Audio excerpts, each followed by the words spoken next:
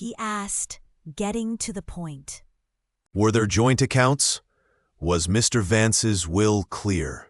Arthur was meticulous, I said, a sharp edge entering my voice. This was the moment. I reached into my bag, my fingers finding the small, cool metal of the USB drive. I slid it across the table.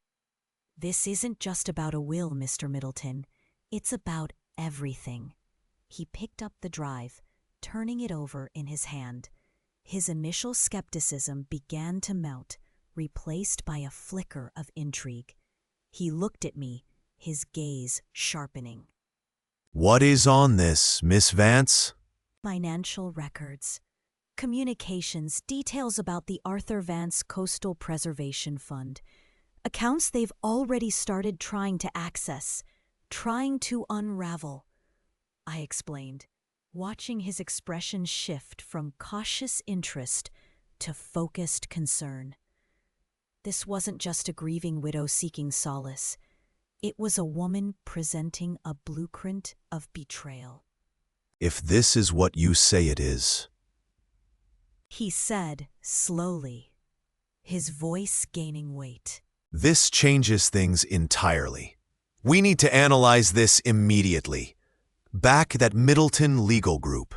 The game had shifted. They thought they had me cornered, isolated. They were wrong.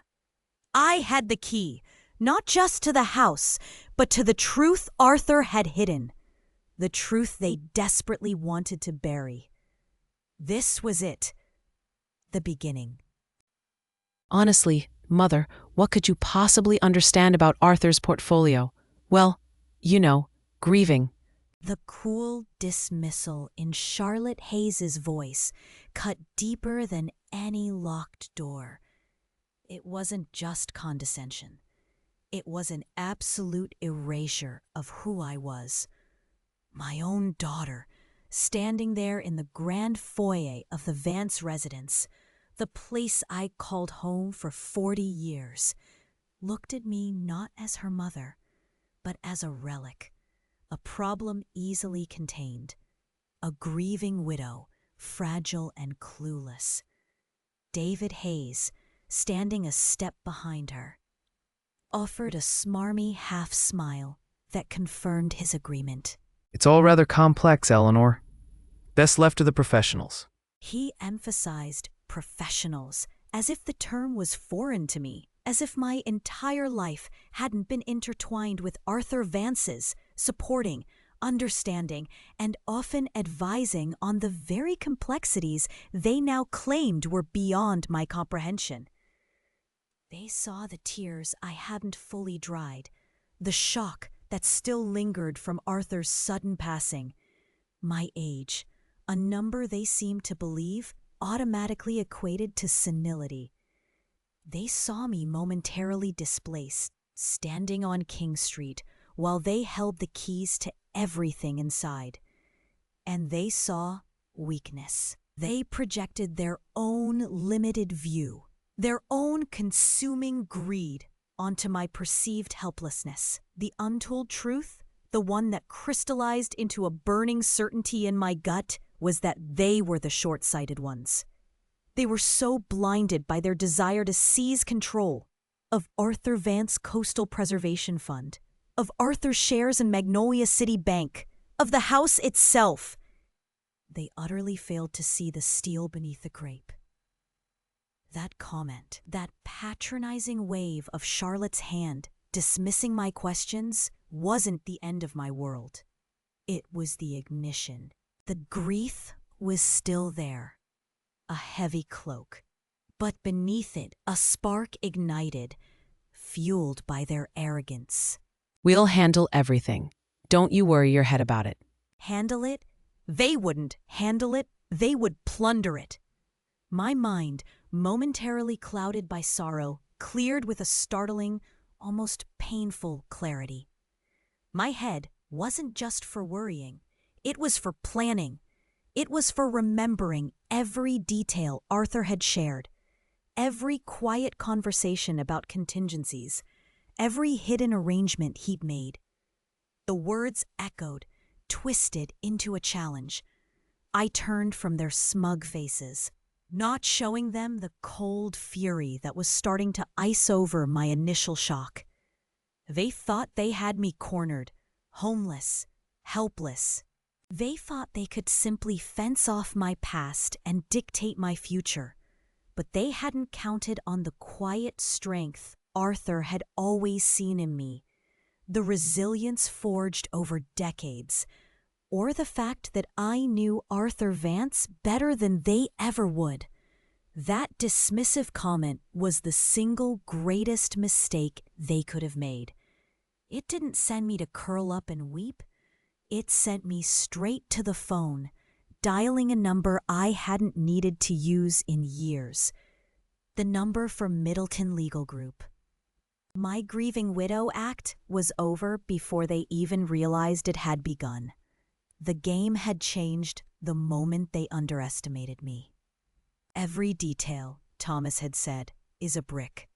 That phrase echoed in the quiet offices of Middleton Legal Group as we began the painstaking work.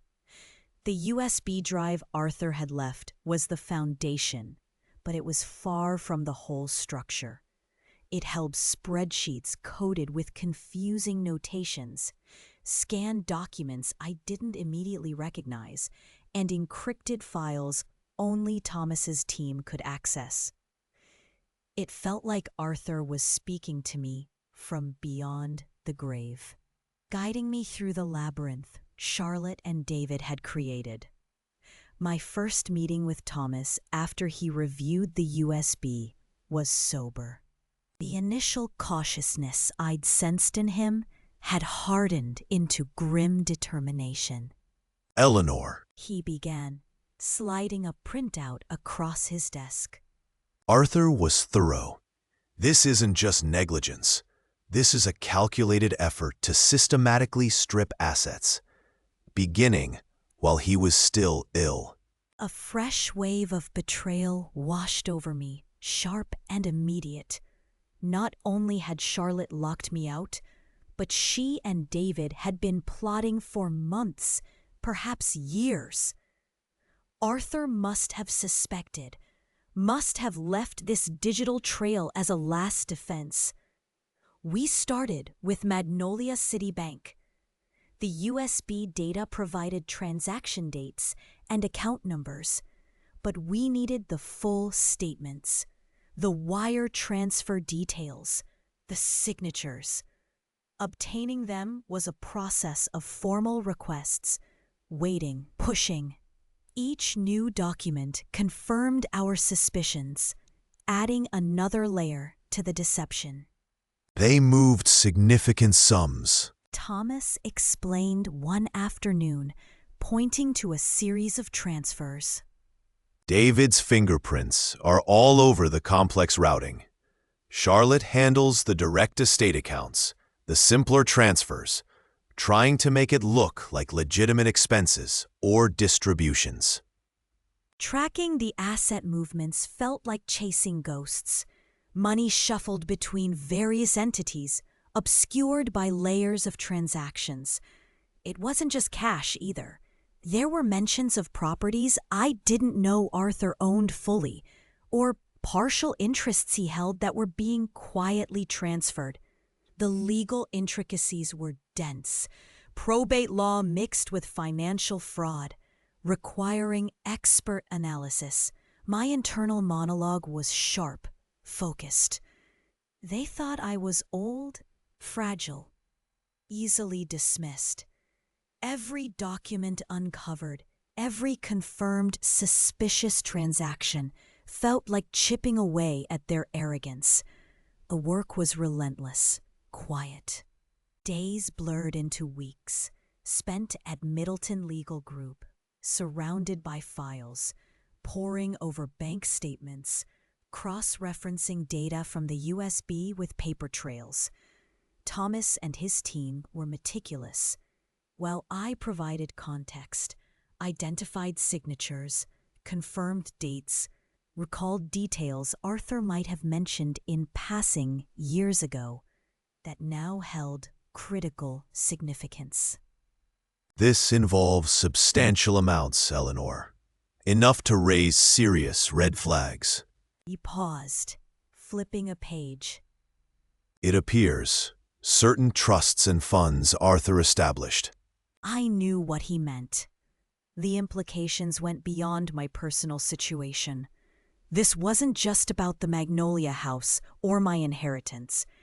It was about Arthur's legacy, potentially even the Arthur Vance Coastal Preservation Fund, though concrete evidence on that was still being gathered. The full scope of Charlotte and David's scheme was vast, cold, and utterly ruthless. But with each brick laid, our case grew stronger. The quiet storm was brewing. The humid air of Charleston seemed to cling to everything, even the elegant facade of the Husk restaurant. Stepping inside felt like walking onto a stage where I hadn't planned a performance, but suddenly the lead roles were thrust upon me. There they were, Charlotte Hayes and David Hayes, settled at a table, looking every bit the picture of entitlement they'd cultivated since Arthur's death. A sharp jolt went through me, not of fear, but a cold, potent certainty. My daughter Charlotte saw me first. Her smile, usually so practiced, faltered for just a fraction of a second before snapping back into place, wider, sharper. David turned, his eyes narrowing, then widening with a smirk that promised condescension. They beckoned me over, a patronizing wave meant to indicate I was lucky to be noticed. I walked towards them, each step measured. No trembling hands, no averted gaze. I was Eleanor Vance, not some frail woman they had locked out of her own home. I reached their table. The noise of the restaurant, a low hum around us, a silent witness to their performance. Mother, what are you doing here? Quite a step up from Belle Meade, isn't it? Charlotte's voice dripped with mock concern, laced with clear disdain. I met her eyes evenly. Enjoying a meal, Charlotte? David leaned forward, his voice smooth, falsely solicitous. Well, though I understand you haven't managed to sort out your situation yet. So much to handle, isn't there? Complications. He paused, letting the word hang, implying my incompetence. My grip tightened slightly on my small handbag. Some things take time, David, especially when dealing with complex arrangements. Charlotte laughed, a bright, brittle sound. Thorough? Mother, please. You've always preferred to leave the thorough parts to others. That's what David and I are here for, to handle the tedious details you can't possibly grasp. They truly believed I was lost, adrift without Arthur, incapable of navigating the simplest form, let alone the intricate web of Arthur Vance's legacy. They saw the quiet woman they thought they knew, not the one who had spent weeks piecing together whispers, confirming suspicions, and securing what was rightfully mine. Their confidence was a shield, but it was brittle, and I knew exactly where the cracks were. On the contrary, Charlotte, I said, my voice low but clear, cutting through the restaurant's ambiance. I found I grasp more than people give me credit for. I paused, letting my gaze sweep from Charlotte to David, holding their suddenly wary expressions, progressing. Their smiles had frozen. Doubt flickered in Charlotte's eyes. David shifted uneasily. I hadn't revealed the duplicate key, hadn't mentioned the encrypted USB drive, hadn't breathed a word of Thomas Middleton or the documents I now held. but they saw something different in my eyes. A quiet certainty that undermined their entire charade. I gave them the victory was small, a quiet internal flicker, but it fueled me. They underestimated me. Let them. It was their most critical error. A key slid into the lock of the small apartment door. Not the heavy, familiar brass of the Magnolia House, but something lighter, purely functional. The air inside Belmead Senior Living was different too. Quiet, controlled, smelling faintly of linen polish instead of salt air and old money dust. My daughter Charlotte and David would see this as surrender, my giving up the fight for the Magnolia House. Oh, look at this place, Mother. Quaint. I could almost hear Charlotte drawl, dripping with condescension. Yeah, real step down. David would add, his voice a slick smirk. But they were wrong. So utterly, completely wrong. This wasn't defeat. It was a strategic retreat. A tactical withdrawal to consolidate resources, clear my head away from their suffocating toxicity, and prepare. I walked through the modest rooms, a small living area, a bedroom, the tiny kitchenette. It felt stark after the sprawling elegance of the Magnolia House, yet surprisingly, a different kind of air filled it, one of independence. I set my few bags down. This was temporary, a base camp. From here, I could think without the constant pressure, without them trying to corner me in the hallways, or having David change the security codes again. The silence here wasn't the empty, echoing silence of a house turned against me. It was a quiet space to rebuild. I called Dolores first. Belmead? Eleanor, are you okay? Her voice was instantly concerned. I'm fine, Dolores. More than fine, I told her, the words firm. I've moved in. It's a change, but necessary. So, this is part of the plan? Exactly. A new angle, less distraction. Later, I spoke with Thomas Middleton. The move is complete, I informed him. All right, Eleanor. How does it feel? His tone was cautious. Like shedding a heavy cloak, I said, the thought surprising me with its truth. It's not home, not yet, but it's a place to gather strength. Belmead wasn't the grand stage of the Magnolia House, but it offered something critical: anonymity and space. I could walk the manicured grounds, chat briefly with other residents. Small, human interactions, devoid of malice or manipulation. Finding an unexpected moment of peace wasn't about forgetting the Magnolia House. It was about remembering myself outside of its walls, outside of Charlotte and David's relentless assault. They saw Belmead as my final chapter, the quiet ending to the Eleanor Vance story. They had no idea it was just the prologue to their downfall. This was where the counter-offensive began. Thomas sat across from me at Middleton Legal Group, paper spread across the polished wood, his brow furrowed. My stomach tightened. Every meeting unearthed a new layer of rot, but I wasn't prepared for this. Not this. It wasn't just the house, the accounts, the assets they thought were theirs for the taking. It was something sacred. Eleanor. Thomas began, his voice carefully measured.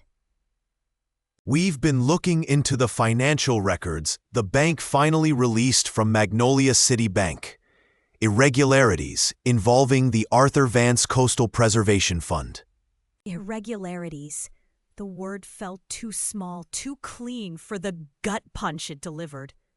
Arthur. My Arthur. That fund was his passion project, a quiet act of love for the coastline we both cherished, the one visible from the Vance residence.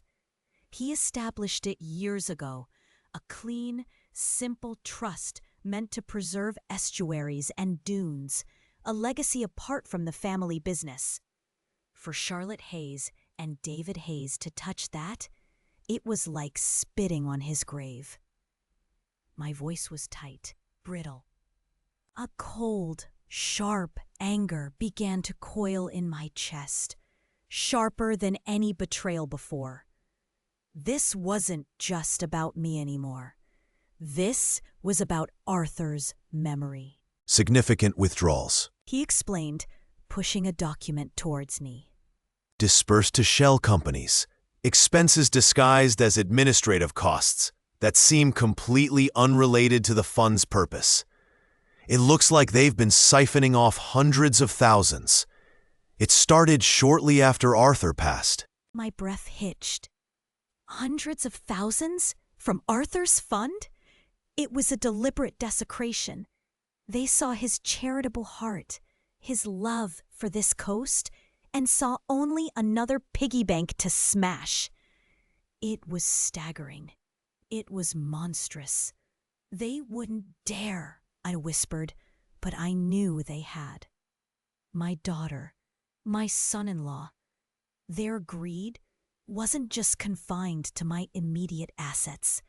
It reached into the very fabric of Arthur's charitable intentions.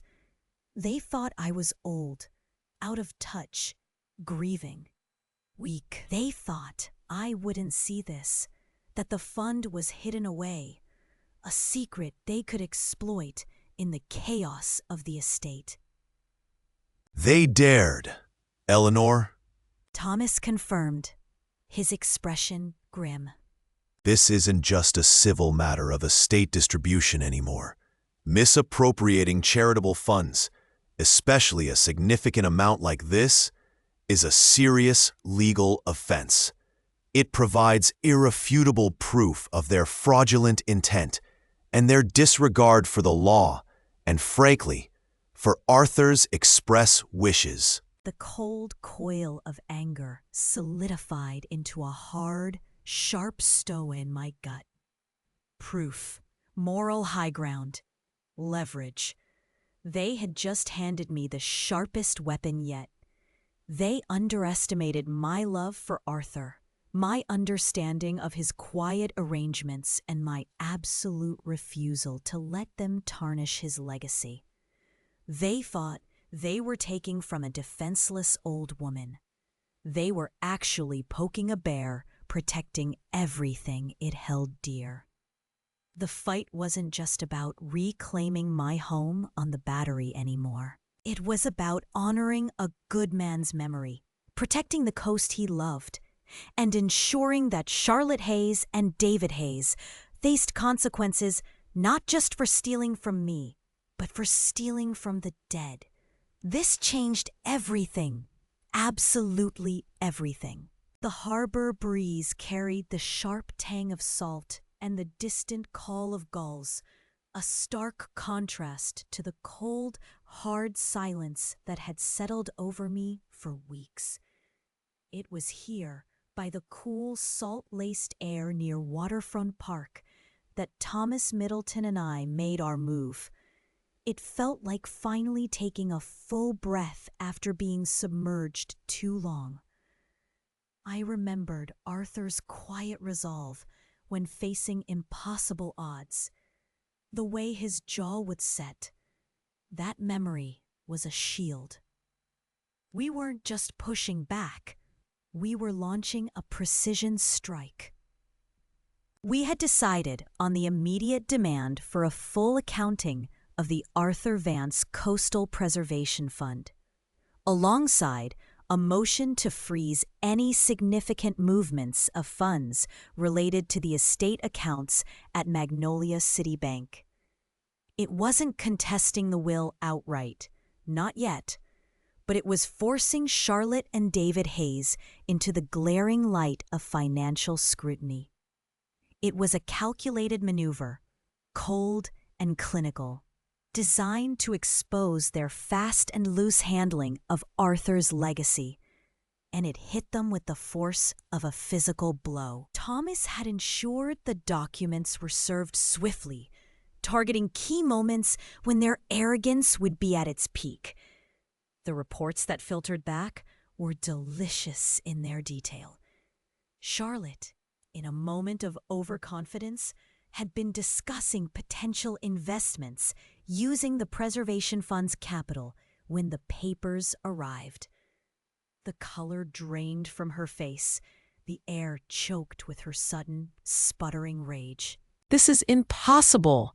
She can't do this. I could almost hear the frantic edge in her voice, the shock that I would dare challenge her perceived authority. David, ever the enabler, likely fumbled for words, his usual smooth facade cracking. And accounting? And the freeze? How? Who is she working with? They had underestimated me, spectacularly. They saw the woman they'd locked out, the mother they'd relegated to Belmead Senior Living, driving her worn 2010 Toyota Camry. They didn't see the woman who had spent decades managing complicated households and intricate social dynamics, the woman who had learned more than they knew while they were busy plotting. Thomas was my sharp instrument, but the strategy was mine. Their control began to visibly slip the moment they realized their casual manipulation of Arthur's charity and estate funds could be instantly halted, dissected line by auditors and the court. The casual ease with which they'd planned to repurpose Arthur's carefully built legacy for their own comfort evaporated. Panic set in, replacing their smug certainty. The waterfront, calm and clear before me, reflected the sudden, terrifying clarity of their situation. They were caught. The paper rustled in Thomas's hands, not with confidence, but with an almost frantic energy. They filed their response, Eleanor. He told me, his voice tight with professional analysis, but I heard the undertone of what he wasn't saying. Aggressive and messy. Contradictory statements, trying to shift blame onto estate technicalities. Arthur handled. This wasn't the cool, calculated response I'd expected from the daughter who had locked me out of the Vance residence after Arthur was gone. This was the sound of walls beginning to crack. I asked, my own voice steady, belying the sharp satisfaction coiling in my gut. They're lashing out, Thomas explained, leaning forward in his Middleton Legal Group office chair. It's like they didn't prepare for a real fight, only a quick win. Charlotte's affidavit contradicts David's. They're trying to bury the issue of the Arthur Vance Coastal Preservation Fund transfer under layers of unrelated paperwork. I remembered Arthur standing on the pier at Waterfront Park, talking about that fund, how much it meant to him. It was a testament to his love for Charleston, for the coast. It had been one of the sharpest knives, but now their greed was making them clumsy. They underestimated us, I stated, not a question. Completely. Thomas confirmed. Their initial confidence, that arrogance, it's gone. Something else. Anger, certainly, and panic. My sources tell me they're arguing constantly at the house. Shouting matches audible on King Street. I closed my eyes for a brief second, picturing the grandeur of the Vance residence, imagining the carefully curated facade of Charlotte and David shattering within its walls. The consequences were unfolding faster than even I had anticipated. They hadn't just stolen a house. They had poked a sleeping bear, one who remembered every slight, every false smile. They're proposing a mediation. Thomas continued, his voice shifting back to strategy. Early, desperate. It's a signal they know they can't sustain the pressure. My lips curved slightly. Tell them we'll consider it.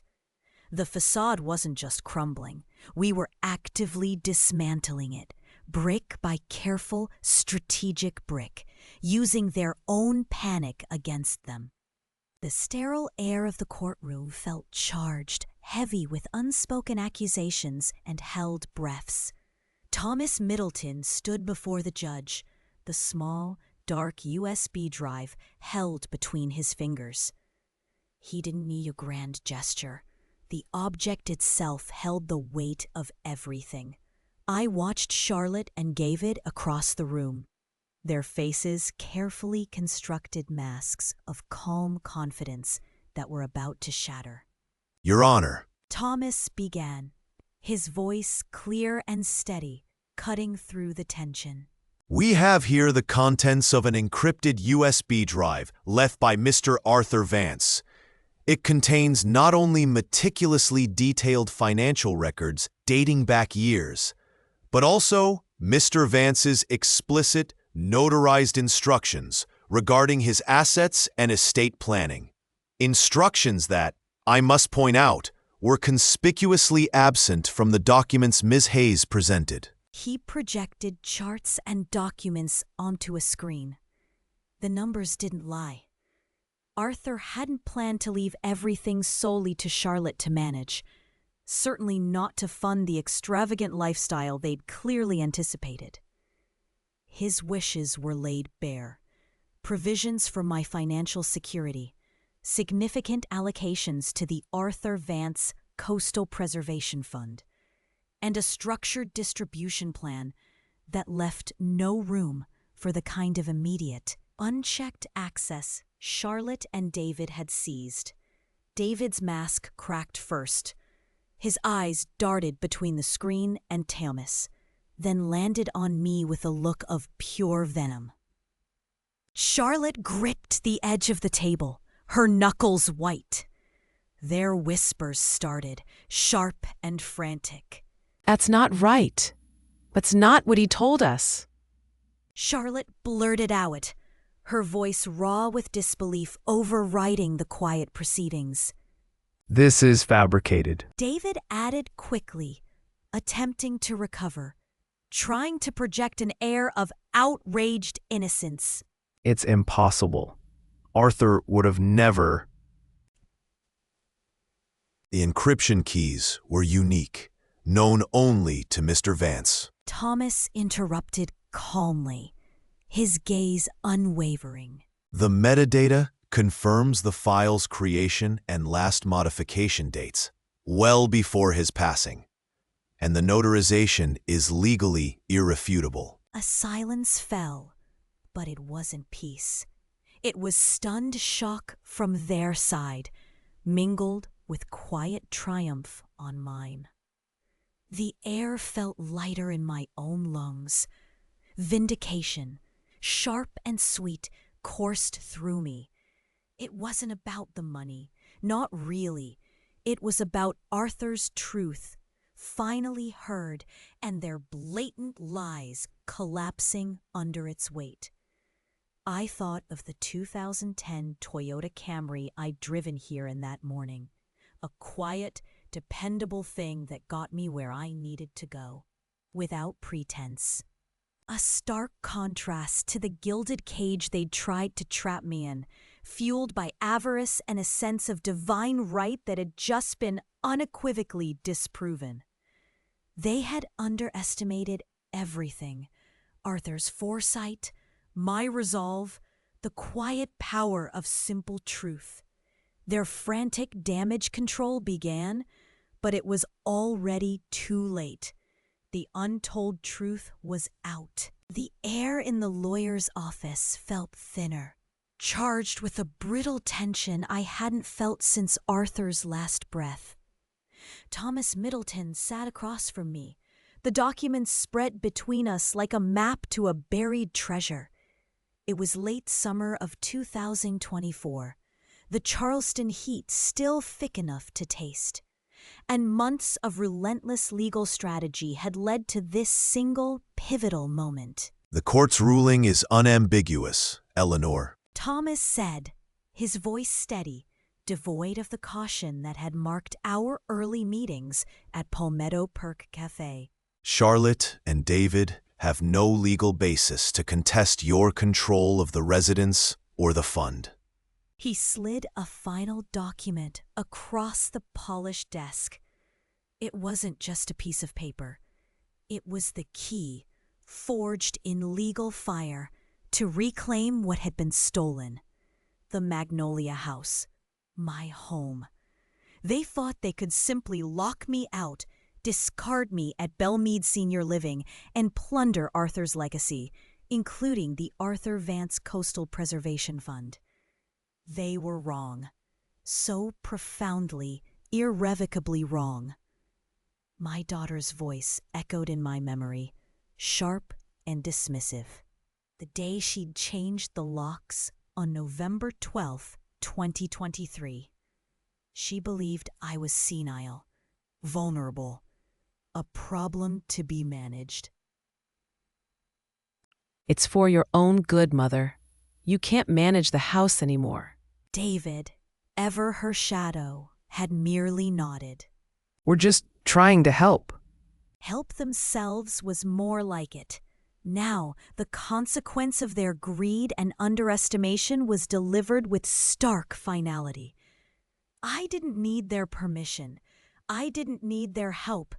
I had the law, Arthur's hidden foresight on the USB drive, and my own quiet, burning resolve. Hours later, my hands trembled slightly as I gripped the steering wheel of my faithful 2010 Toyota Camry, pulling onto the familiar cobblestones near King Street. The gates of the Vance residence loomed ahead, the intricate ironwork a stark barrier I hadn't been allowed to pass freely in nearly a year. They stood as a symbol of my exile. Now they were a symbol of my return. I parked the car, the hum of the engine a low counterpoint to the pounding in my chest. I walked towards the gates, the late afternoon sun warm on my face. This wasn't just about property lines and deeds. It was about stepping back into the life they tried to erase. Reclaiming my identity, my history, my very place in the world. The air smelled of salt and blooming jasmine, scents that belonged to this house, to me. Putting the key, the legal key, into the lock felt momentous. The tumbler turned with a solid, resonant click. The gates swung inward, no longer barring my way, but welcoming me home. They had cast me out, underestimated the quiet woman they thought was easily manipulated. But I was Eleanor Vance, and I had reclaimed my gates. I heard it first from Thomas Middleton, his voice precise, devoid of triumph. Eleanor, I received word. Magnolia City Bank has frozen several accounts tied to the Vance estate, pending forensic audit. It seems the attempted transfer was flagged. It wasn't the end, but it was the beginning of their end. A slow, inevitable erosion. Dolores Ramirez called later, her tone softer, laced with something like pity I couldn't yet feel. I saw Charlotte at Palmetto Perk Cafe the other day, drawn. David wasn't with her. She was arguing with someone on the phone, something about needing funds immediately. Her voice was tight. It wasn't victory I felt hearing these things, but a quiet observation of cause meeting effect. They had tried to dismantle my life piece by piece, confident I was too frail, too lost to fight back. They had underestimated not just me, but the careful foundations Arthur Vance had laid. His legacy wasn't just the house, the Magnolia House. It was the meticulous records, the protected funds, the quiet preparations for possibilities he'd foreseen, even if I hadn't fully grasped them at the time. The consequences weren't a sudden clap of thunder, but a persistent rain, washing away their carefully constructed facade, returned. I heard secondhand accounts of tense exchanges at social functions they once commanded, invitations subtly no longer extended. Their attempts to use legal maneuvers and social standing as weapons had backfired, leaving them exposed. Charlotte called me Eleanor. Dolores said one afternoon, her voice tinged with surprise. She asked if I'd lend her money, said things were tighter than she expected. I told her I couldn't. It was awkward. Tightness. That was a new concept for Charlotte Hayes. Life had always provided. David Hayes, the opportunist, was reportedly scrambling, legal fees mounting, business contacts cooling. The partnership built on greed was showing its cracks under pressure. The legal costs on their side must be significant, Thomas confirmed dryly. especially attempting to counter the evidence we presented regarding the unauthorized transactions. I saw David Hayes once near King Street, not far from the old neighborhood. He was getting into a car, not the ostentatious SUV he favored, but something smaller, older. He looked past me, face set, a stranger. There was no recognition, or perhaps a deliberate avoidance.